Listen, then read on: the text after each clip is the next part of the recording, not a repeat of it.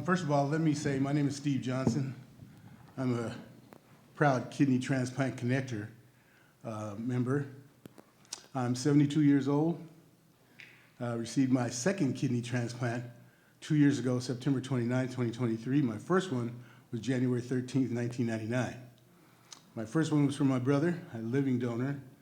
My second one, 2 years ago, was from a Hep C kidney, a deceased donor.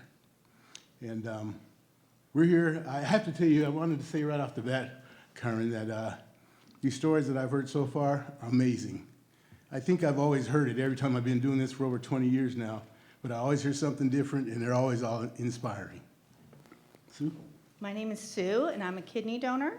We're thrilled to be with you here today, and we want to thank Temple Health and Transplant Life for inviting us. I want to tell you that we are compensated here for our time, but really Steve and Mine's goal as a living donor and a transplant recipient is just to educate and to let people learn about the different possibilities. And we're going to share our stories, and that maybe will help with some of that. Steve? All right, I want to remind everyone here that we're here as peers, not as healthcare providers. The experiences that we're sharing are our own, and your or others' experience most probably will be different. If you have any medical questions, please make note of those questions so that you can share them with your healthcare team. Today, Sue and I will talk about living with kidney disease and the process of looking for a donor. We'll also discuss the steps you may need to take to prepare for transplant or donation and share our experiences. As a reminder, talk to your transplant or your transplant center or your doctor about any medical questions. Steve? Being on the transplant wait list can be a deeply challenging experience. Nationally, the average time someone is on the wait list for a deceased donor kidney is 3 to 5 years, but it can be up to 10 years depending on where you are in the country. While there are uplifting moments fueled by hope and the bonds we create with others, stress and physical challenges can become overwhelming at times. It's important to embrace everything, remembering that feelings are valid and know you're not alone in this journey. Your support network can help you maintain a positive mindset. That network includes your friends and family, your healthcare team, support groups such as advocacy groups, online support resources, and hopefully even us. My journey with kidney transplant started back in 1995 when I was 43 years old. It's a funny story because my dad passed away when he was 44 years old. I was only 20 years at the time. And I told my wife, if I can make it to 44, I'll be happy. She didn't think that was a joke, and I never thought it would be that close to being a reality. So I did receive a kidney transplant in 1999, but after more than 20 years, that kidney eventually started to fail. I spent another 3 years on dialysis before I received my second kidney in 2023, as I told you earlier. It was winter when I first got sick in 1995. For a while, we suspected that I had the flu, so I went to the doctor, and I wasn't concerned or surprised when he said I had the flu. But after a while, it wasn't getting any better. My sister-in-law, who was at the time an ER nurse, she's retired now, as you can imagine, and she came and saw me and just on sight. Now, I'd been almost bedridden for 2 months, and she said, "This is not the flu. We got to get you to see a nephrologist." Now, like almost everyone here, I never knew what a nephrologist was, never heard that name before. But we made an appointment to go see him, and it was two weeks later. And so when he came in, the first thing the nurses came in, they took blood, as you can imagine. And then the nurses came back in with the doctor, and he looked at me and he said, "What took you so long to come in?" And I said, "Well, they said it was 2 weeks, and I just assumed that you're going to be like everybody else, and you're going to tell me that I have the flu." They ran some more tests. Before I knew it, the doctor came back in and told me I was in full renal failure, and he said, "I don't know if you're going to make it, but we're going to do the best we can." And my wife started crying, but I didn't because I'd always been a jock, and previously in the past, when I got sick, cold or flu or whatever, we go to the gym and work out and sweat it out. But this wouldn't go. Okay, and then if you want to call it the cherry on the top of this, was that they found that I was born with one kidney, and so it made my situation really critical. They shot me upstairs and started me on dialysis immediately, and I did feel better. I have to admit, I felt much better. I mean, it was like a shot of adrenaline they had given me, So the time I spent on dialysis was an emotional and physical roller coaster, particularly because I had two separate experiences. My first time I was on dialysis for about a year and a half. My second time, during COVID, as you can imagine, I was on dialysis for 3 years. Both times took a toll on me physically, but it was easier to manage when I was younger. I wanted to find a donor so I could get out of that chair. I was spending 12 hours getting dialysis each week, Monday, Wednesday, and Friday, from 6 a.m. to 10 a.m. The second time was even harder from a physical sense, and I spent so long on dialysis that time, 3 years, that my muscles had begun to atrophy. And it was hard to regain strength, but I'm still trying to get that now, and everything is going on the upside. But I've always been a positive person, and so I'm stubborn about a lot of things, you know, and I was determined that I was going to beat this.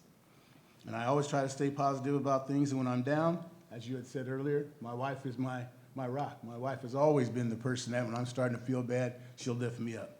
And Sue will attest to that. Now let's look at some ways donors are matched with recipients.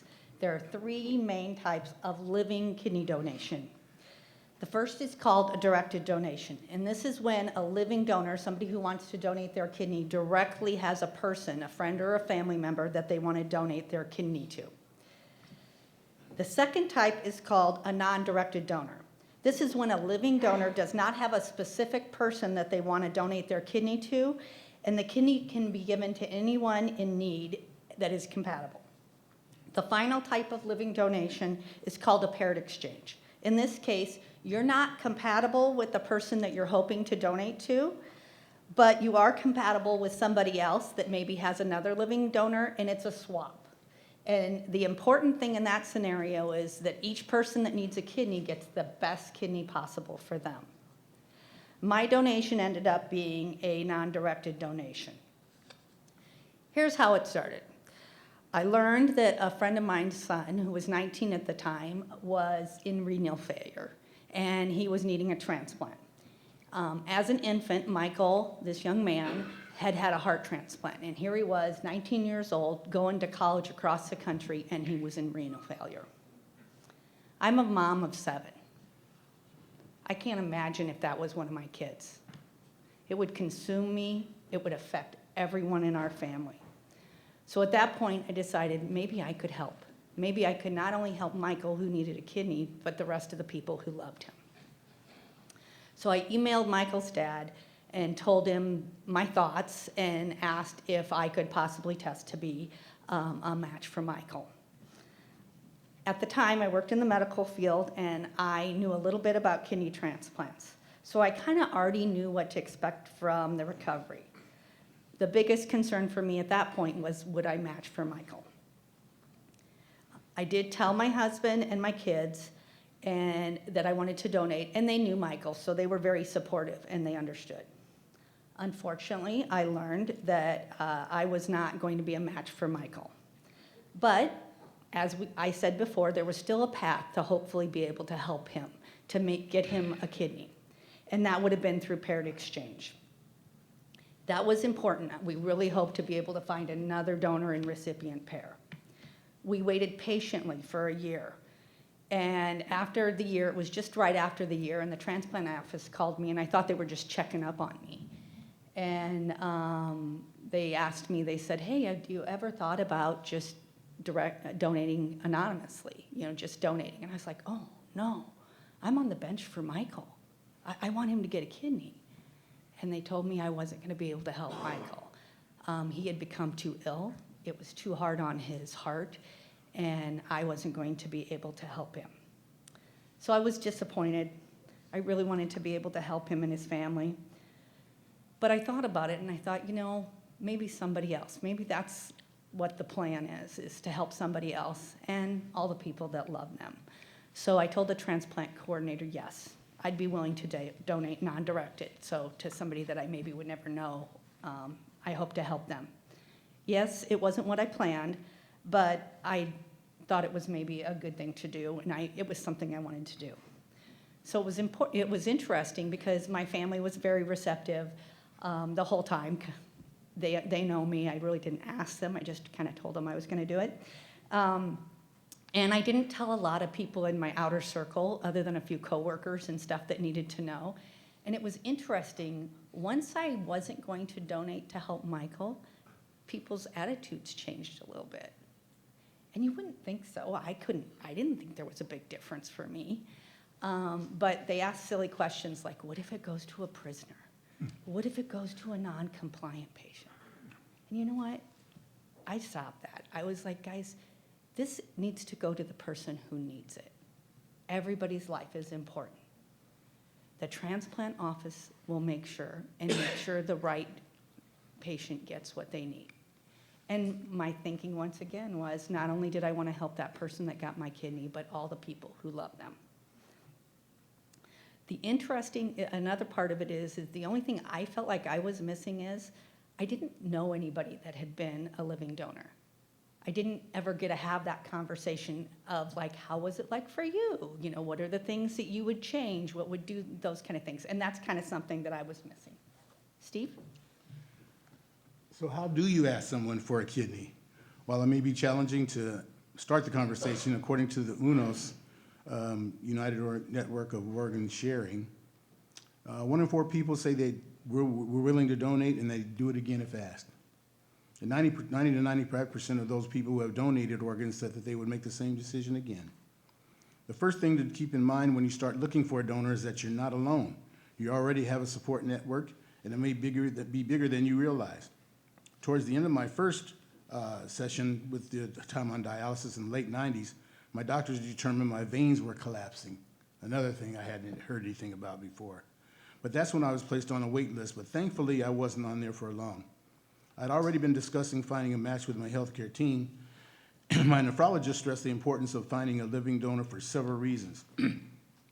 The technicians at my dialysis center offered me strong support through that initial 18 months of dialysis, and my wife, Kathy, was, like I said, always been the strongest support person in my team there. In Denver, I connected with others who've been on the waiting list and then received a transplant. I leaned on them for support and education regularly. It was refreshing to know there were people just like me who I could share my anxieties and concerns about needing a kidney transplant, period. I found my first donor within my family. One day, my brother, who was a Denver firefighter at the time, he was Denver Firefighter 1, and he retired, he was a captain. But he was dropping me off because they put a graft in my left arm. My second transplant, they put a fistula in my right, but my first one, they had a graft. And I had the graft done, and while he was dropping me off, the bandage fell off, and he saw it, and he was horrified. It was pretty horrifying, but I was used to it. You know, you get used to it, and he saw that, and he started to pull over, and I said, what are you doing? He said, I'm coming in to get tested. And I did everything I could to talk him out of it, because like I said, I didn't know anything about transplant, dialysis, none of these surgeries that are all entailed in it.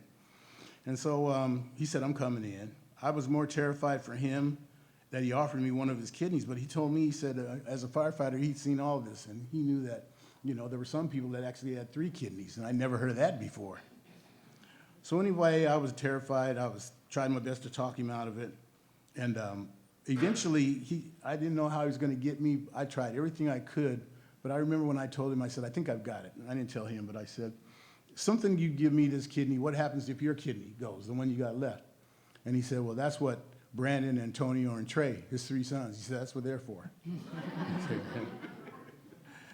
Okay, finding the kidney the second time around was far more challenging for several reasons.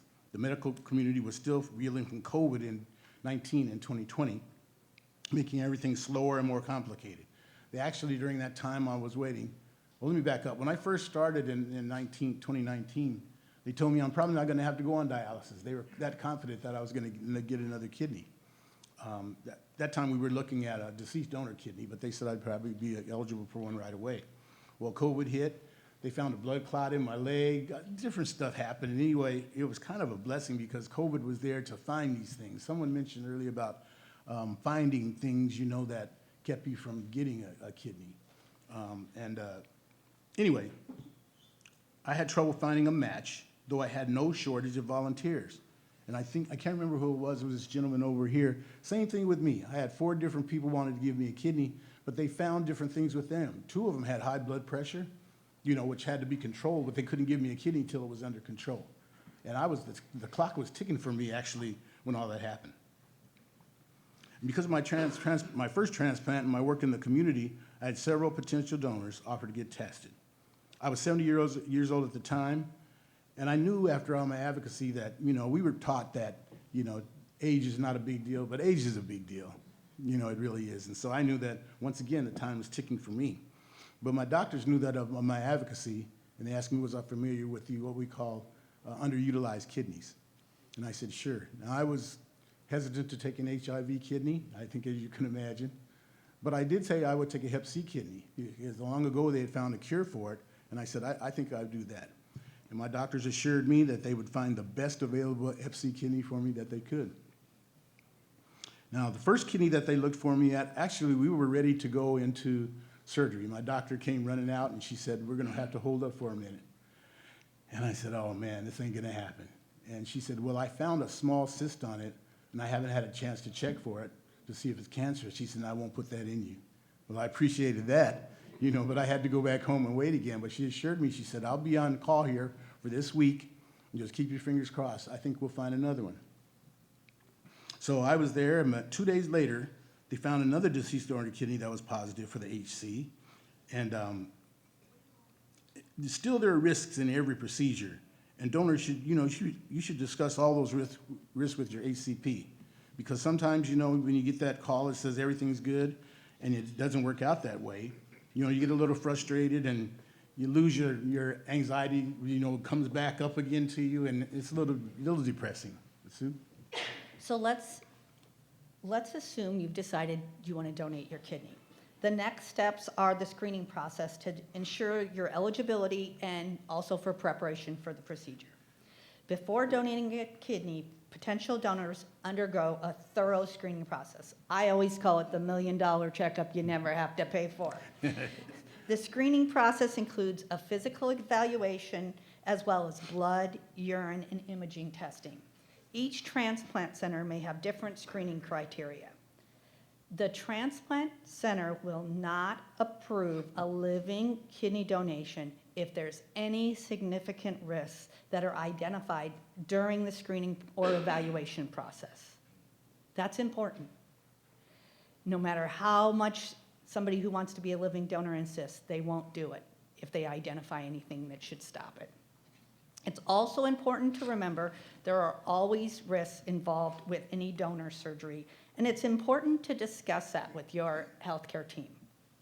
Once I was confident that this was a decision that normal people like me made, I was ready for the next phase, and that was testing. Every center is different in the process, and my personal experience myself was excellent. My center had a donor day, and that's where potential donors gathered and spent half the day on testing and the other half on education. Each donor met with all the specialists, a nephrologist, a social worker, a financial planner, a psychologist. They wanted to ensure that I was making the best decision for me. I went through the initial workup, which involved blood work and a cross-match. And then they made sure that I was in the best health possible. I had x-rays and ultrasound, and I also needed to make sure that all my regular screenings were up to date. For me, it was a mammogram, a pap smear, and since I was over 50 at the time, I had to have a current colonoscopy, which I had, so I just gave them those results. Just like testing differs at every center, the financial aspects may vary from place to place. Even though the recipient's insurance covered everything related to my testing and surgery, my center required that I had health insurance. That was just in case something outside of the procedure needed insurance to help take care of it. I was lucky. I had short-term disability through my work, I had plenty of PTOs, and I could take FMLA. So I felt like I was pretty covered in that area. During my appointments before this point and after, they did a great job explaining to me that no matter what, I could decide and change my mind at any point up until the surgery. They would support me. They made sure that I knew all of the risks, financial, possible health risks, those kind of things. They explained that serious complications could occur before, during, or excuse me, not before, but during or after the transplant surgery, But most living donors who follow a healthy lifestyle after surgery can remain just as healthy after donation as non-donors. So there are some factors such as race, BMI, relationship to the recipient if they have certain diseases that may be a slightly higher risk. But as she said before, it's interesting. Living donors tend to live longer if you look at the statistics. It's not because they were a living donor, it's because they were in better health probably before they donated. Medicare or the kidney patient's insurance will cover the donor's medical costs, but they don't cover things that you have to consider if you want to be a donor, and that could be time off of work, child care, travel expenses, all of those things. Your team will help you kind of identify those ahead of time. So for me, I didn't do much preparation the night before surgery other than staying hydrated, and I got plenty of rest. I felt like I had done everything I needed to do. I was ready for transplant day. I knew I was going to have an abdominal surgery. For me, it was laparoscopic, and I knew that I really wouldn't be feeling up to eating, so I'm from Nebraska. I ate a big steak the night before. I wanted to make sure I got that good meal in. Steve? Remember, the transplant process is a marathon, not a sprint. That's one of the biggest things that I express to most people when I speak to them, because you have these ebbs and tides in this whole thing. You're feeling really good, everything you hear is good, your numbers are good, and you think, I'm ready to go. And then just find something going on. It's a little depressing, but you got to be, like I said, stay positive. When the right donor is found, it's time to prepare for transplant day. I stayed transplant ready for both of my procedures by sticking to a healthy diet and being as active as I could. But that was a lot easier in the 90s than it was for me my second time around. After 3 years of dialysis from 20 to 23, I lost a lot of muscle mass. Getting around was difficult. My wife would always make me walk, and I used to hate to walk because my job for 17 years, I was a meter man. And I walked, she used to say, let's go for a walk. I said, I walk for a living. I don't want to walk. Okay? But I walked as much as I could, and my buddies would load my gear and take me out fishing, because that's one thing I like to do is go fishing and play golf. My wife didn't like to fish, but she would play golf with me. She's still my golfing buddy. But the mental side of things was always easy for me because I'm a fighter and I try to stay positive no matter what. And Kathy, as I said before, she keeps me motivated. I just kept the faith, and eventually I got my kidney. The actual surgery for the kidney recipient takes anywhere from 2 to 4 hours and requires you to be under general anesthesia. The surgeon makes an incision on the lower left or right abdomen and places the new kidney into the belly. This is not where the kidneys are normally located, but the new kidney, it's easier for them to connect it to important blood vessels and the bladder. Typically, the non-working kidneys are not removed. They're left in the body and typically shrink over time. Serious complications may occur during or immediately after the transplant surgery. Some of the serious risks include bleeding or blood clots, infection, heart attack, or even a stroke. After transplant, kidney recipients will need to take anti-rejection medications, as you said earlier, for the rest of your life. And that's something that at first, I have to tell you, I hated taking pills. So I would take mine one at a time. It'd take forever. After a while, when I was taking 20 pills in the morning and 20 at night, I got to the point where I just pop them in and swallow them. I never could see myself doing that, but it happens. Okay, like I said, you'll have to take those medications for the rest of your life to make sure that new kidney doesn't reject. My first transplant, as I said, occurred on January 13th, 1999, with many people to support us. For me, transplant day was filled with apprehension, concern, and hope.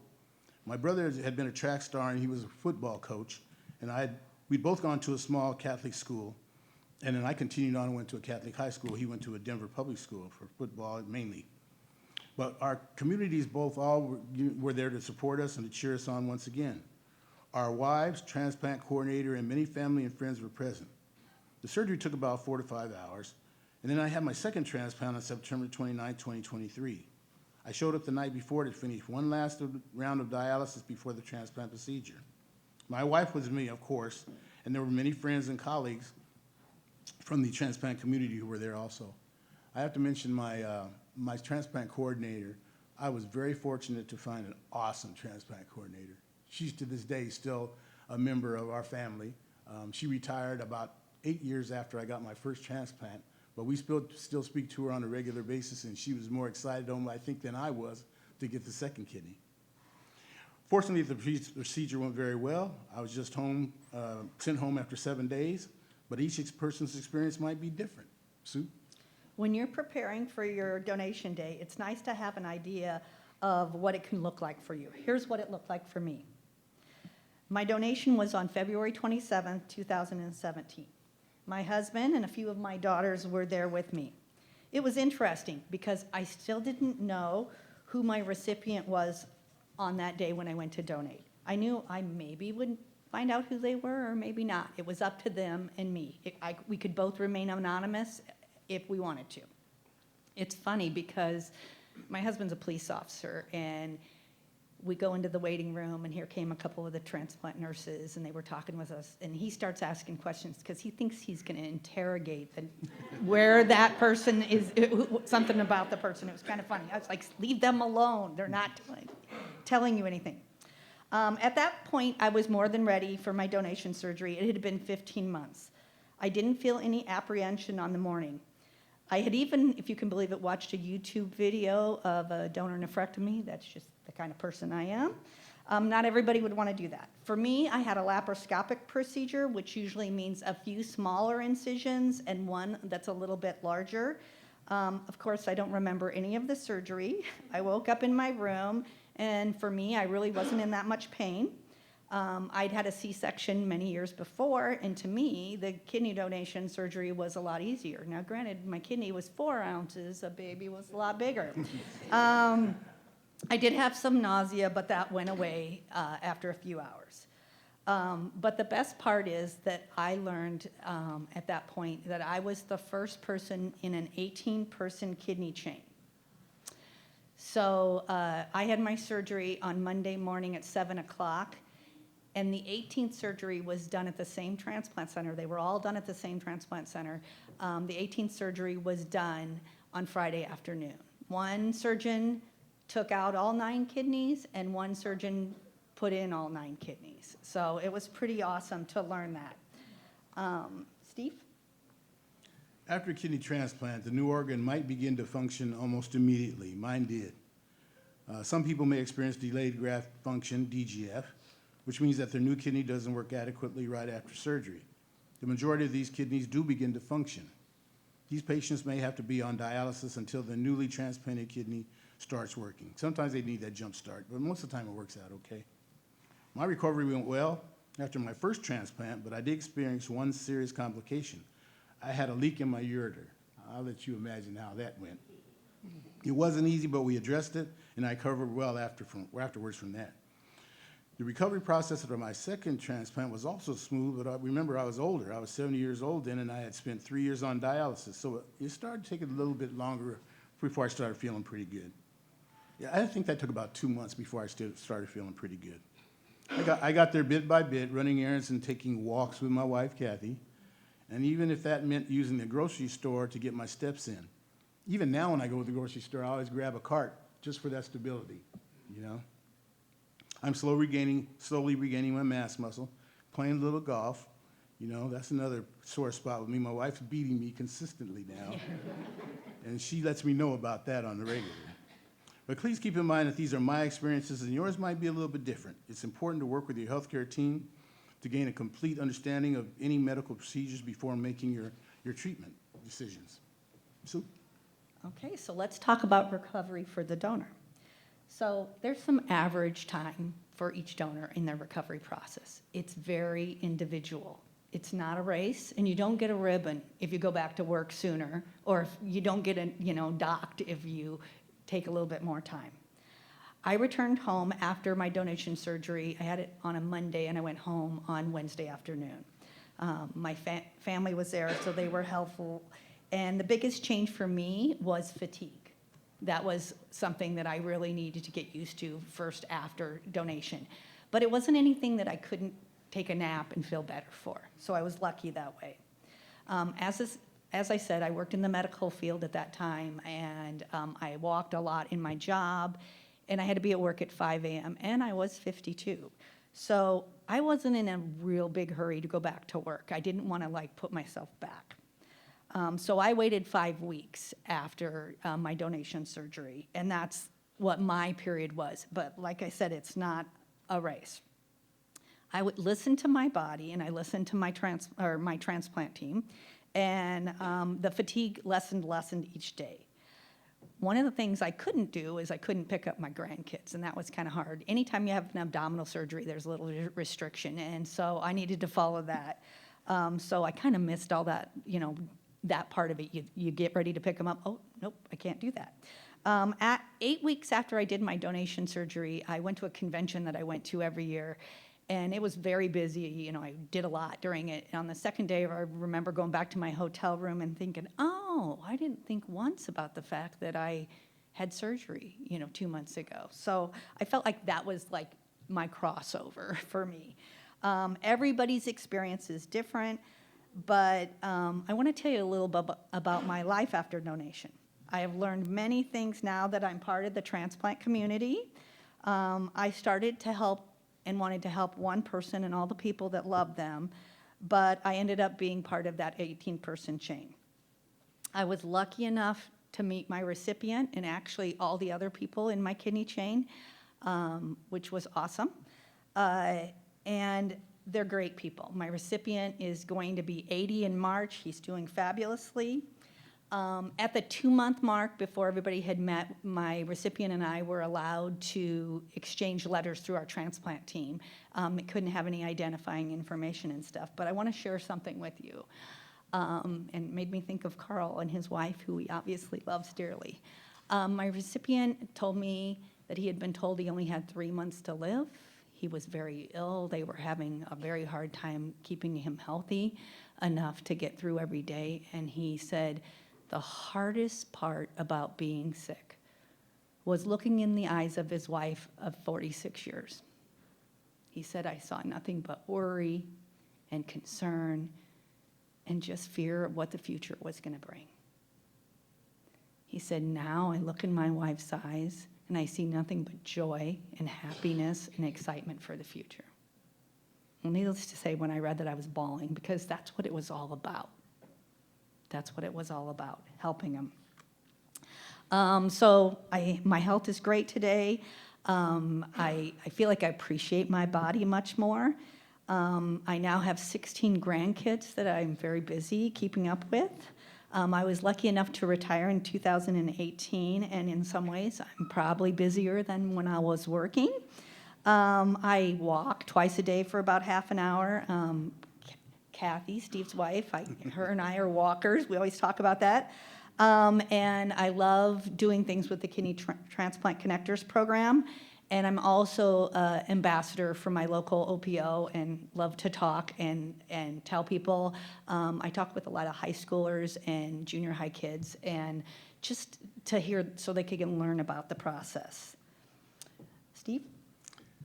Fortunately for me, Sue, one of her daughters lives about a mile from me, and so when her and her husband, his name is Steve too, when they come, a lot of times they'll stop by and see us, so it's very nice to have Sue and her husband. She's a good friend, and as you can see, her story is awesome. Now, like I said before, I'm doing great, feeling great, doing a lot of traveling, telling my story. Sue and I, we're not actually the number one teams. She has another teammate, but our parts are all interchangeable, so we occasionally get to do something with somebody else. Sue and I, the last 3 times we've been paired together, so we get to know each other pretty good. Now, my blood work, I do blood work once every 2 months. I have a kidney clinic once every 5 months. Everything's going great. I'm looking forward. My numbers are good and everything. I'm looking forward to have that once a year.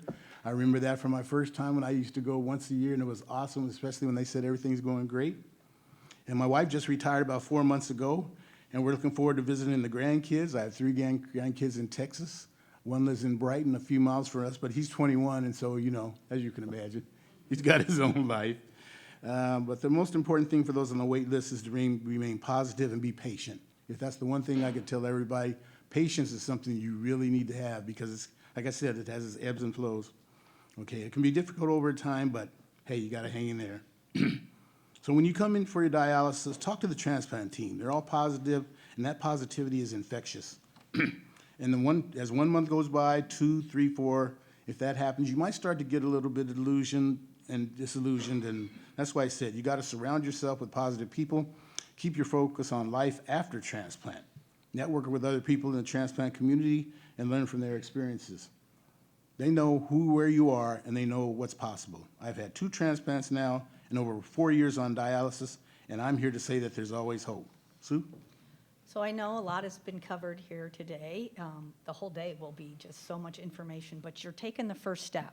You're educating yourselves. You're talking to other people and learning what your choices are, what your possibilities are. That's really important. And stay engaged with the transplant team, being if you are waiting for a transplant or if you are thinking about being a donor. If you're thinking about being a donor, start the process. Don't count yourself out. You'd be amazed how many people may think maybe they won't be a possible donor, but they learn that maybe they could do it. Remember, you're not alone. Reach out to family, friends, and other people that support you. This can help you get through. And as always, stay transplant ready. Be ready if you're hoping to be a donor. Steve? I'd like to thank you all for listening to us today. I hope I hear that you hearing our experiences has helped prepare you for your own kidney transplant journey. A lot of you've already been through the one, and you're getting, hopefully that one lasts you forever. But just remember that we're here as your peers, not as healthcare providers. If you have any medical questions, like I said in the very beginning, ask your healthcare team the next time you speak with them. Thanks for listening, and feel free to ask any questions. I want to say thank you so much to the Kidney Connectors, and also thank you so much for Sanofi for sponsoring this. So thank you. Any questions from the audience? I know, Leslie, you had a question.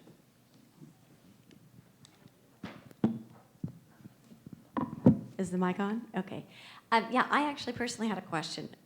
It's mentioned that your recipient's insurance pays for the donation when you're doing a directed donation. And non-directed, too. But you didn't know who your recipient was. So how did you That go through that? transplant center knows what they're doing. It all is worked out. Good. So Yeah. no issue. That's not, I didn't do a single thing. They told me it was like checking into the hotel when your company's paying for you to be there. They were like, do not give your insurance card. You know what I So mean? from day one, Yeah. you yeah. never covered. They said, Correct. We'll I never take saw care a of bill, never, you know what I mean? And I have heard of people that were donors that like got a bill sent to them.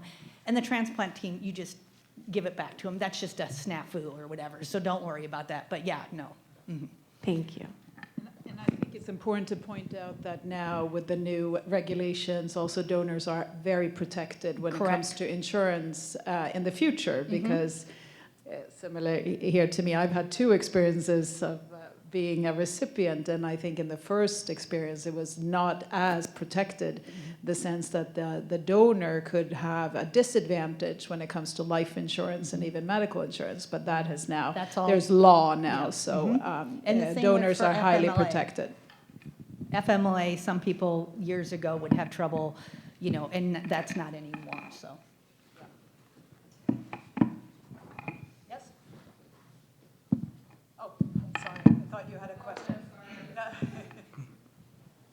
Yes, please, if you Could please walk up, because we have virtual attendees as well, so they will hear better if we use the mics. Okay, thank you so much for sharing your experience. As a living donor, my question is, as a recipient, you pop a lot of pills, right? But for the donor, do you also do that after your donation? Nope. I was, you know, I think I took 1 pain pill, and I'm not very good with that. I don't do well with anything like that. And then that was it, and then I was fine, actually. So everybody's a little different on what they need, but I will tell you, I have no health restrictions. They do ask that I don't take any NSAIDs. If I would really need it, I'd just talk to them. They'd tell me what to do, but I have no restrictions. There's all kinds of living donors. They've gone to Mount Kilimanjaro. They run marathons. They do all kinds of things, you know. I didn't do any of that. But health-wise, like I said, I lived the same healthy lifestyle I did beforehand. I'm very lucky. I have no dietary restrictions. Some people ask if I didn't drink alcohol ever, so that wasn't a thing for me, but people can still drink alcohol. They can do all that kind of stuff if they're a living donor. And you So- can still eat steak. Oh, you bet. I'm from Nebraska. I don't know if I would have been able to do it otherwise. No. Yeah, Okay, thank you. yeah, thank you. You know, Karen, my brother, like I said, he was a Denver firefighter, and he went back for his 2-week checkup. He didn't want to go back for his 2 week checkup. He wanted to go to work, back to work after a week, but they told him he had to do 2 weeks, and he had his 2-week checkup. Never had a problem ever since. He's been fine ever since. That's great to hear. It's really, really great to hear. Yeah, my father did go to Mount Everest after his donation. He didn't climb the mountain, but he went to base camp. So I do think that's clearly, you know, I think as a donor, I'd love to hear from you, the donor experience, not just physiologically or physically, also psychologically. Okay. There's this feeling of a higher, you know, being almost, right? You have done something so significant. Well, I appreciate my body that way. Yeah. It's interesting because I did an interview for a magazine one time, and this interviewer didn't know a lot about donation, but he did ask me, it was kind of an awkward question, but he goes, so do you feel like a closer connection to the person who has your kidney than you do to your children? And I just sat there and looked at him. I was like, nope. And I mean, you know, I still have contact with my kidney recipient. I'm glad he's doing well.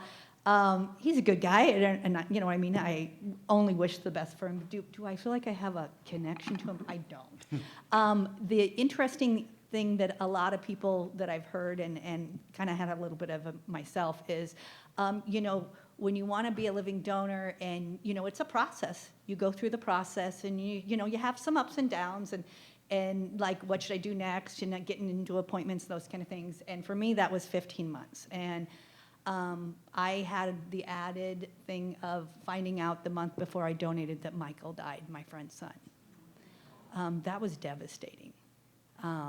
His family at the time did not know that I was going to donate, and when his dad contacted me and told me that Michael died, that was the day I said, well, I want you to know next month I'm going to donate my kidney. I don't know who it's going to. So the day I had my surgery and donated, that evening, I'm sitting in my hospital room, and it's later, and somebody comes in with a big bouquet of flowers, and it was from Michael's parents. And I don't know how they knew the day, but they did. And I don't know if my husband told them or something, but, and the card said, you know, thank you for donating in honor of Michael. And boy, I was crying then too, but it's kind of like you have a build up to it. I was hoping my recipient was doing well. That was the other thing, is I didn't know.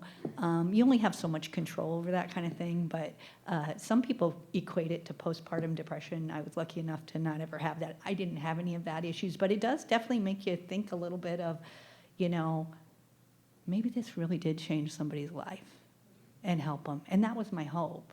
And just the hoping the best for those people, for the person who's going to get the kidney. So that's kind of how it was for me.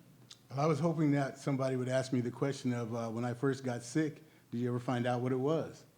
And nobody thought about that. I guess we've done a good job of kind of going past that. I don't think so. We didn't have that. Okay. But anyway, I was diagnosed with lupus. Yeah. And the lupus attacked, it was on the slide? Okay, well, the lupus attacked my kidney. I didn't know we had that on. Yeah. But anyway, lupus attacked my kidney, like I said, my singular kidney, so that made it life-threatening. But one thing I wanted to say before we went, like I said, I find out something different every time we go somewhere. And for me today, I'll always remember not only you people, but the Help, Hope, Live program. Yeah, that's a great awesome. program, yeah. That is truly awesome, because I know so many people, that's one of the questions they ask off the bat. What about if I don't have any money? You know, and I'll be able to give you, refer them to you guys for that situation. When you said it's around the country, that's good. I'm from Denver, and like I said, I've done this a long time now, over 20 years, and I've never heard of this program, but I'll be mentioning it a lot from now on when someone asks that question. You're going to the games in Denver next year? I am. Yeah. Steve is going to better come. I have already participated in the transplant games. Like I said, I don't climb mountains or anything, but I did do trivia, and Texas Hold'em. But those are great games because you just meet so many awesome people that are recipients, donor families, living donors. It's a cool way to Yeah, kind of, it's I a kumbaya of transplant life. I went to the Birmingham Oh, I was there games. too, yeah. Yeah, and for a Swede, going to Alabama was quite the experience. So I really enjoyed it too, meeting so many people. Well, my house has been designated as the house next year from when we had the transplant We're all going games to there. party Oh. at Steve's, yeah.